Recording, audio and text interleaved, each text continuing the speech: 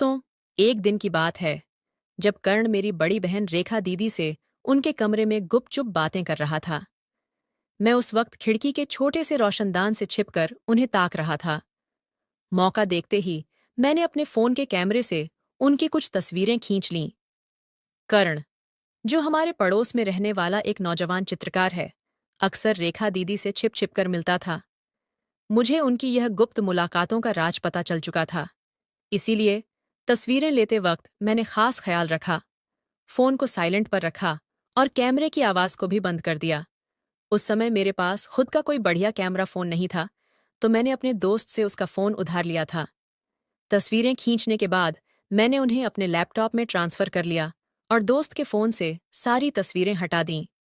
फिर मैंने दोस्त को उसका फोन लौटा दिया।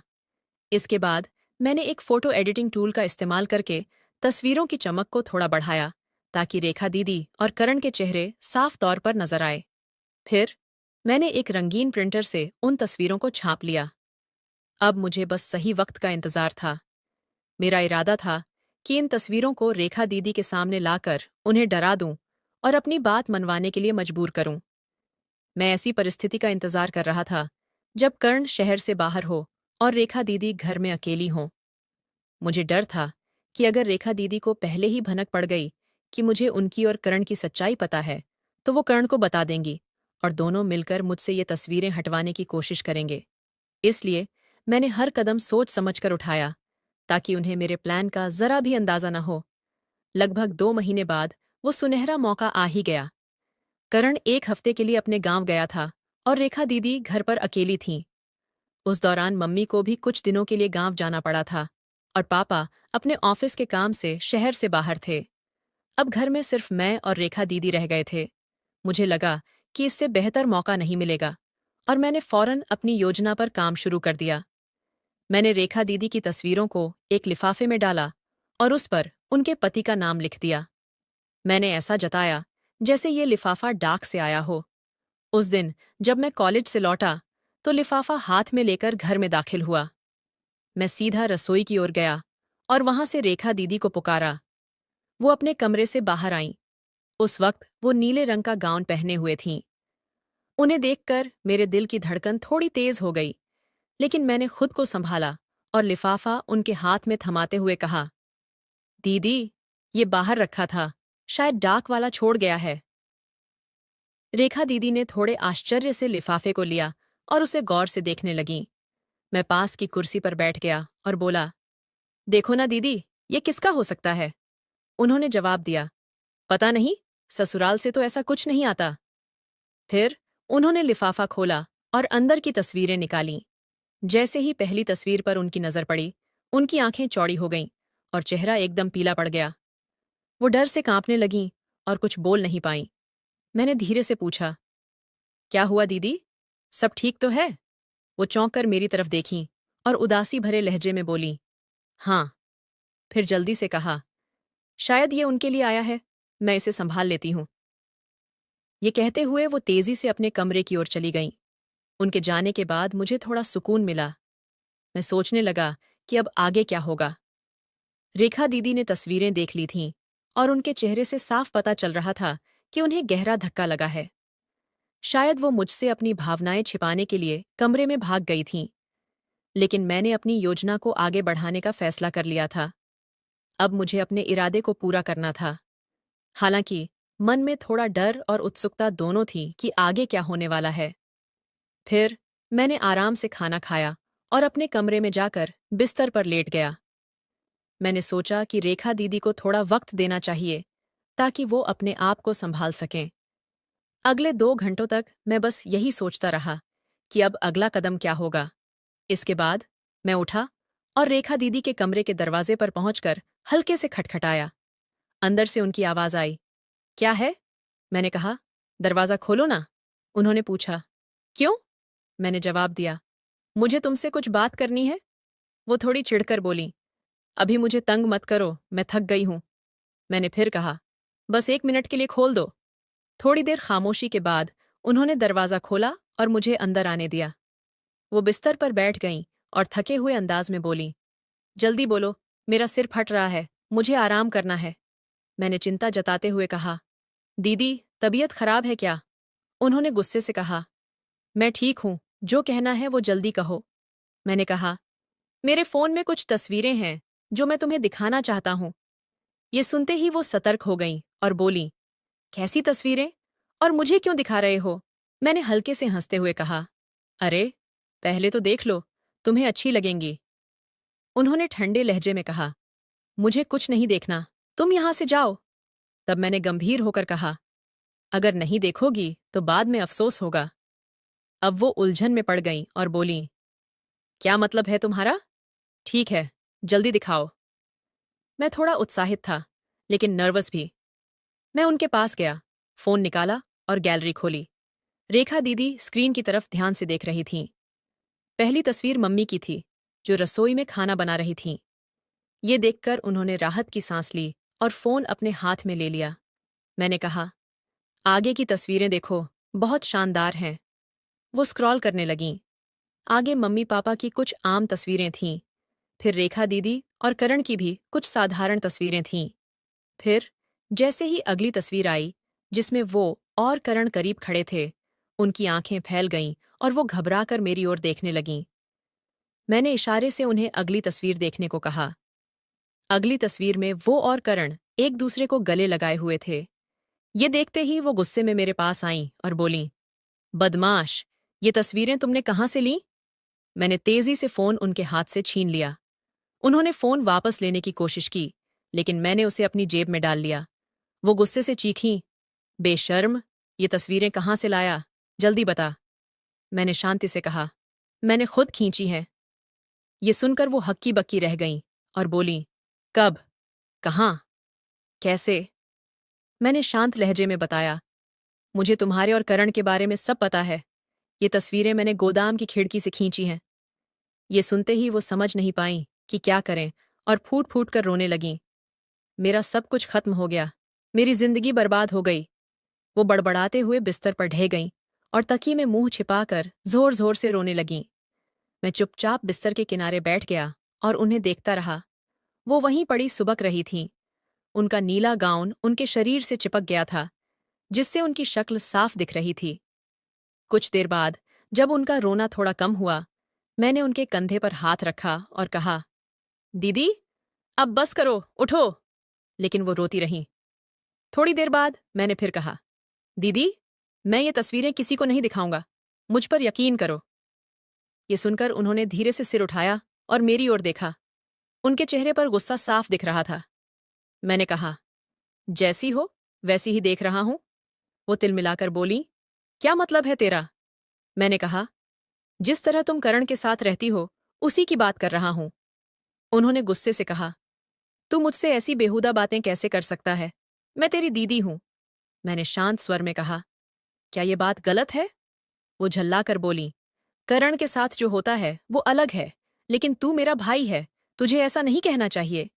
मैंने उन्हें ताना मारते हुए कहा, जब करण के साथ थीं, तब तुम्हारी इज्जत कहाँ गई थी? इस पर उन्होंने गुस्से से जवाब दिया, उसने मुझे मजबूर किया था। फिर धीरे से बोली, देख रवि, पहली बार मजबूरी में हुआ था, लेकिन बाद में मैं खुद उससे जुड़ गई। प्लीज रवि, अब ये सब बंद कर दे। मैंने ठंडे लहजे में कहा, ठीक है, कुछ नहीं कहता, लेकिन ये तस्वीरें मैं अपने पास रखूंगा। जरूरत पड़ी तो इन्हें छपवाकर डाक से भेज दूंगा। ये सुनकर वो सिर झुकाकर फिर से रोने लगीं। उन्हें इस हाल में देखकर मेरे मन में दो विचार आए, या तो उन्हें ऐसे ही छोड़ दूं, या फिर उन्हें पूरी तरह अपने काबू में कर लूं। कुछ देर रोने के बाद उन्होंने सिर उठाया और आंसुओं से भरी आंखों से बोलीं, रवि, मैं तेरी बहन हूं, तू मेरे साथ ऐसा क्यों कर रहा है? मेरी जिंदगी तबाह हो जाएगी। मैंने सख्त लहजे में कहा, ये सब सोचना तुझे करण के साथ जाने से पहले चाहिए था। वो सुबकते हुए बोली, पहली बार मजबूरी थी, मैं लाचार थी। मैंने साफ पूछा, लेकिन बाद में तो तू अपनी मर्जी से उसके साथ थी, इसमें मेरा क्या कसूर? उन्होंने सफाई दी, रवि, तेरे जीजू बाहर रहते हैं, मेरी भी अपनी जिंदगी है, अपने सपने हैं, तू ऐसा क्यों कर रहा है? मैंने तंज कसते हुए कहा, वाह दीदी, तो इसका मतलब तू किसी के भी साथ रह सकती है? उन्होंने फिर वही कहा, उसने मुझ पर जोर डाला था। मैंने तीखे स्वर में पूछा, तो क्या अगर मैं भी ऐसा करूं तो? वो गुस्से से चिल्लाई। रवि, तू बहुत गंदी बात कर रहा है, तुझे शर्मिंदगी महसूस करनी चाहिए। मैंने कहा, जो सच है वही बोल रहा हूं। वो बोली, भाई ऐसा नहीं करते। मैंने जिद पकड़ते हुए कहा, भाई बहन का रिश्ता तो तुझमें रहा ही नहीं। अगर होता तो तू ऐसा न करती। जब उसने जबरदस्ती की तब तुझे मुझे बताना चाहिए था। इस पर वो रोते हुए बोली, भाई मैं मर जाऊंगी। मैंने सख्ती से कहा, दीदी इससे कुछ नहीं बदलेगा, सच तो सामने आएगा ही। फिर वो रोते हुए बोली, तू मुझसे बदला ले रहा है, इसलिए ये सब कर रहा है। मैंने कहा, मान ले ऐसा ही है, बहन है तो क्या? जब तू किसी और के साथ रह सकती है तो मुझे क्यों रोकती है? अब वो और जोर से रोने लगीं। उन्होंने अपना चेहरा हाथों में छिपा लिया और सिसकियां भरने लगीं। लेकिन मैं अपने इरादे से टस से मस नहीं हुआ, क्योंकि मैं पीछे हटने वाला नहीं था।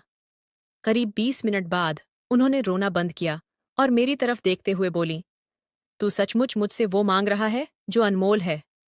मैंने कहा, हाँ दीदी, अगर तू चाहती है कि ये तस्वीरें किसी को न दिखें तो तुझे मुझे देना होगा। वो बोली, लेकिन रवि, तू मेरा भाई है। हे भगवान, मैं क्या कर रही हूं? और वो फिर से रो पड़ी। मैंने शांत स्वर में कहा, दीदी, ये सब तेरे अपने किए का नतीजा है। अगर तू चाहती है कि ये बात छिपी रहे तो तुझे पैसे देने होंगे। उन्होंने थोड़ा सोचा और बोली, ठीक है मैं दूंगी, लेकिन रवि, ये गलत है। मैंने अपना फैसला सुनाया, दीदी, तू जैसी है वैसी ही रहेगी।